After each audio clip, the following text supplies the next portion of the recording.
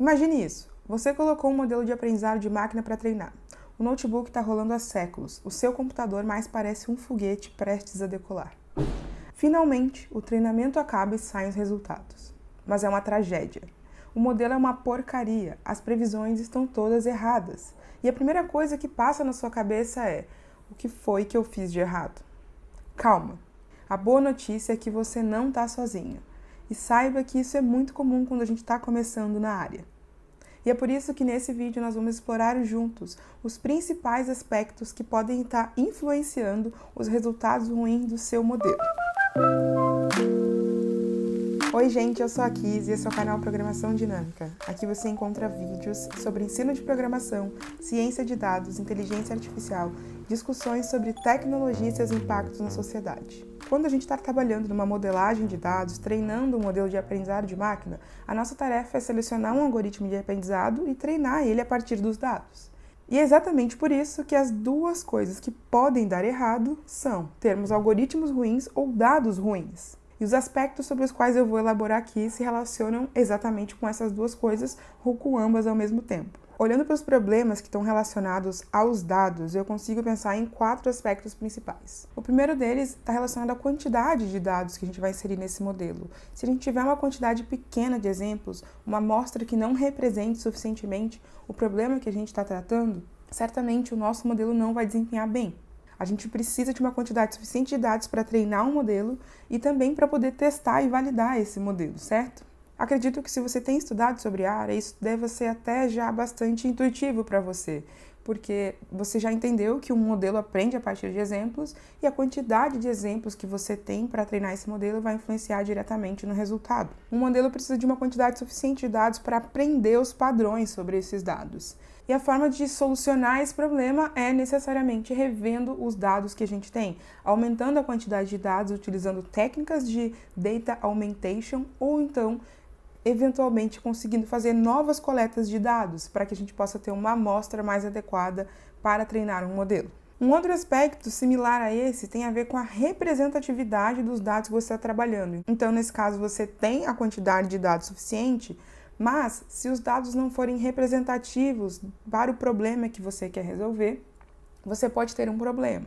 Então, vamos supor que você quer fazer uma classificação de frutas, por exemplo, e você vai ter nos seus dados uma quantidade de frutas lá determinada. Você tem maçã, você tem laranja, você tem abacaxi. No entanto, se o seu intuito for modelar um problema que aprende sobre frutas de algum modo e você deseja fazer inferência sobre, sei lá, pitaia, mas não tem nos seus dados, você está trabalhando com tangerina, laranja, abacaxi, mamão e por aí vai, então, não tem como fazer esse milagre do modelo adivinhar algo que você não mostrou para ele. Então, você precisa de dados que representem bem o problema que você está trabalhando para que o modelo consiga fazer as predições assertivas para o seu objetivo. Então, eu quero frisar aqui que mesmo amostras grandes dos dados, ou seja, você tem uma base de dados gigante que tenha milhões de linhas, ainda assim, os dados podem não ser representativos. E tem um nome para isso, que se chama viés de amostragem. Então, a amostra que você tem precisa ser relevante para o problema que você está tratando e também precisa ser representativa da população, Eu não sei se você aí que está assistindo tem essa noção desse conhecimento estatístico de definição de amostra e de população. Então, população seria o todo, Vamos pensar aí nas eleições, que é um tema que está em alta agora. A gente tem a população inteira que vota nas eleições e quando acontecem pesquisas, pesquisas eleitorais, são feitas amostragens para conseguir estimar o desempenho dos candidatos. E a qualidade dessa amostragem vai interferir diretamente na qualidade da pesquisa. E acho que se você consegue entender isso, você consegue entender também que a qualidade da amostragem, da amostra que você está inserindo no seu modelo, também vai influenciar na qualidade do resultado. E se você tem um problema de amostragem em si, então a solução vai necessariamente ter que fazer novas amostragens adequadas para o problema. Se a sua amostra de dados passou no teste da suficiência, ou seja, você tem dados suficientes, e da amostragem, você está trabalhando com uma amostra representativa, o outro aspecto que você precisa analisar é a qualidade desses dados. E veja que todos esses aspectos, eles podem ser verificados nos dados com uma análise exploratória desses dados, em que você consegue ver a distribuição das variáveis, as estatísticas descritivas sobre essas variáveis. E em relação à qualidade, você vai precisar verificar, por exemplo, se existem dados ausentes, né? Dados faltantes no seu dado, se existem muitos outliers no seu dado, se aquele dado é confiável, se há algum tipo de ruído. Então, da mesma forma, se você tem uma base, né, que tem uma quantidade enorme, que tem uma suposta amostra que corresponde ao problema, se aquele dado que está ali, ele estiver errado por algum motivo, né, ou seja, a qualidade dele não é confiável, sim, você vai ter necessariamente um modelo, né, ruim.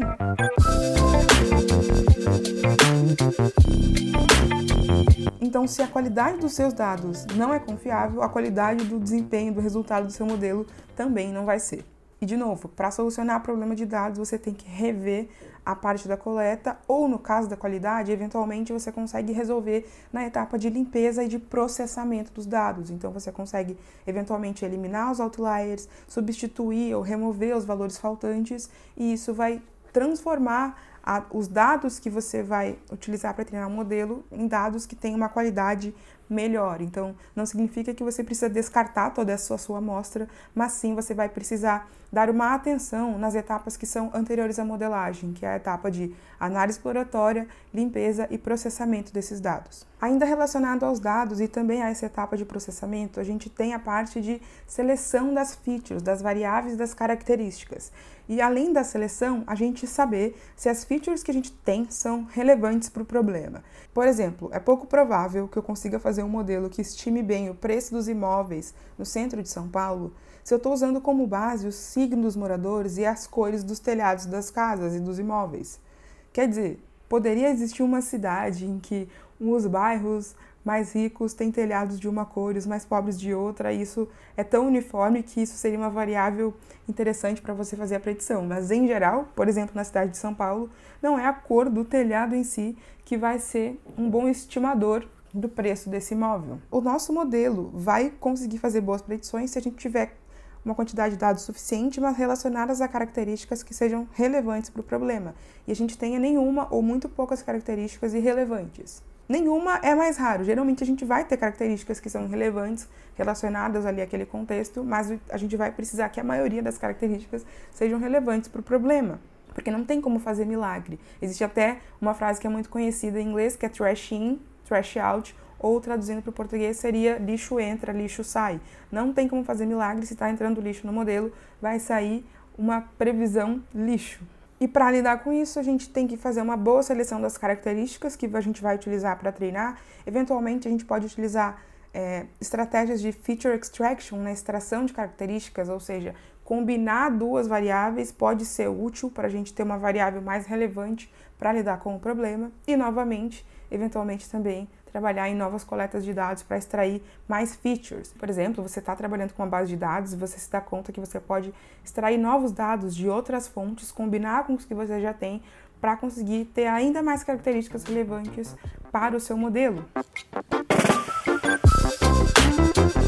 Pensando nessa dimensão dos dados, existem 4 aspectos principais que vão influenciar diretamente: a quantidade insuficiente de dados, dados não representativos para o problema que a gente está tratando, dados de baixa qualidade e características irrelevantes. Agora que a gente já conversou sobre os 4 aspectos principais relacionados aos dados, né, os dados que podem estar ruins para o nosso modelo, a gente pode pensar nos problemas que estão mais relacionados ao algoritmo, ao modelo em si que a gente está escolhendo e como ele está desempenhando. Quanto aos aspectos que vão influenciar o algoritmo em si, a gente pode pensar no sobreajuste e subajuste, olhar também para as medidas de desempenho que a gente está utilizando para avaliar o modelo e também para a escolha dos hiperparâmetros. Então, no caso do sobreajuste e subajuste, tem a ver com como esse modelo está conseguindo se adaptar ou não aos dados de treinamento. No caso do sobreajuste ou do overfitting, que é bastante conhecido, o modelo aprende muitas características específicas do dado de treinamento e na hora de generalizar, ou seja, de testar ele num dado que ele não viu, ele não desempenha bem. É como se, por exemplo, você estivesse estudando por uma prova e ao invés de estudar o conteúdo da prova, você decorasse as respostas de uma prova anterior. Obviamente, se o professor repetir a prova, você vai tirar 10, vai super bem, mas se ele modificar a prova, você não vai conseguir bem na prova porque você não aprendeu o conteúdo, você aprendeu as respostas diretamente. E com um modelo acontece algo similar a isso. A gente pode, por exemplo, pensar numa árvore de decisão, que é um modelo que às vezes pode ficar muito complexo. Vamos supor que ela fique com uma profundidade muito grande, essa árvore, e ela aprenda demais os detalhes ali do dado de treinamento, e na hora de ir para o dado de teste, ela não consegue generalizar bem, porque ela aprendeu características que, na verdade, não eram gerais sobre os padrões dos dados, mas específicos daquele grupo, daquela amostra. E uma forma de resolver isso, até nesse caso da árvore de decisão, seria limitar essa profundidade, ou seja, você evitar que esse modelo fique muito complexo. Ou às vezes você pode trocar de modelo, você pode entender que você está usando um modelo complexo demais para os dados que você tem e você troca por um modelo mais simples. É como se, por exemplo, ao invés de utilizar uma curva polinomial, você conseguisse resolver a separação dos seus dados com uma relação linear, uma regressão linear que seja. Então, isso pode acontecer e é algo que precisa ser verificado quando a gente estará trabalhando com modelos em caso de overfitting. O caso do subajuste, ele é o oposto do sobreajuste, ou seja, o seu modelo não está conseguindo captar a especificidade dos dados. Então, é como se, por exemplo, você estivesse trabalhando com uma regressão linear, mas uma curva polinomial seria mais adequada para aproximar os padrões e a relação entre esses dados. Então, nesse caso, usar um modelo um pouco mais complexo pode ser uma solução. Uma outra solução pode ser também mexer nos hiperparâmetros. Então, lá no caso da árvore de decisão, por exemplo, é o caso de você ter limitado demais a profundidade da árvore e agora ela não é capaz de se ajustar aos dados que você tem. Então, também essa calibragem, esse ajuste dos hiperparâmetros, ele é importante. E ele é importante não só no caso de subajustes e sobreajustes. O ajuste de hiperparâmetros vai afetar também o desempenho do seu modelo. Existem técnicas para fazer a busca dos melhores hiperparâmetros. As principais que eu posso citar são Random Search e Grid Search.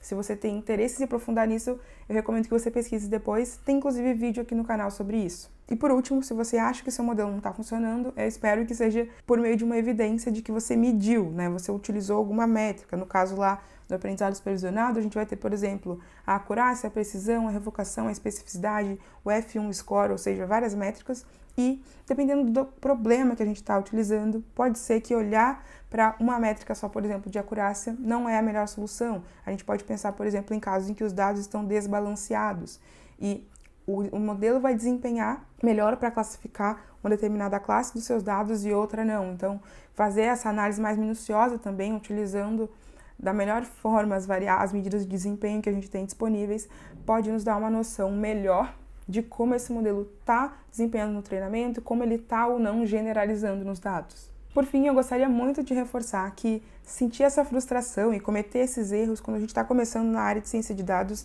é super normal, mas agora você tem pistas do que você pode investigar que está impactando o desempenho do seu modelo. Se tem a ver com a quantidade de dados insuficientes, os dados não representativos, se tem a ver com a qualidade dos dados, com a seleção das características, com o sobreajuste, com o subajuste, com a avaliação do desempenho ou com os hiperparâmetros do seu modelo. Olha quanta coisa você pode investigar e se aprofundar. Eu espero que você tenha compreendido também que quando a gente está lidando com o modelo de aprendizado de máquina, a gente está lidando com problemas de caráter empírico e experimental. Então, não tem como eu chegar aqui nesse vídeo e determinar de forma 100% certeira qual é o problema exato que você está tendo, sem eu saber do seu contexto, do problema de modelagem que você está lidando, com que dados você está trabalhando. E é por isso que eu resolvi fazer essa discussão, para te dar os insumos, para que você tenha autonomia para buscar e se aprofundar. E é por isso também que eu vou deixar vídeos aqui na descrição que eu acho que podem te ajudar e ser relevantes aqui do canal. E eu também tenho um link aqui que eu vou deixar livros que eu recomendo para você estudar e continuar se aprofundando. Um dos livros que eu recomendo, inclusive, está aqui do meu lado, que é esse aqui, é o Mãos à Obra Aprendizado de Máquina. Existe uma nova edição dele, uma segunda edição, e eu vou deixar um link para você conhecer um pouco mais sobre ele. É um livro que eu já recomendei outras vezes aqui no canal e que, para quem gosta, como eu, de consultar bibliografias, essa pode ser uma que vai te ajudar muito. Eu gostaria também de dizer para você, se você é uma pessoa que já está mais avançado na área e você por algum motivo assistiu esse vídeo até aqui, deixa aqui nos comentários dicas, compartilhamentos interessantes que você pode dar para pessoas que estão começando. Vamos aproveitar esse espaço dos comentários para fazer uma troca muito boa em comunidade, utilizando a hashtag dados. Esse vídeo fica por aqui, muito obrigada e até a próxima!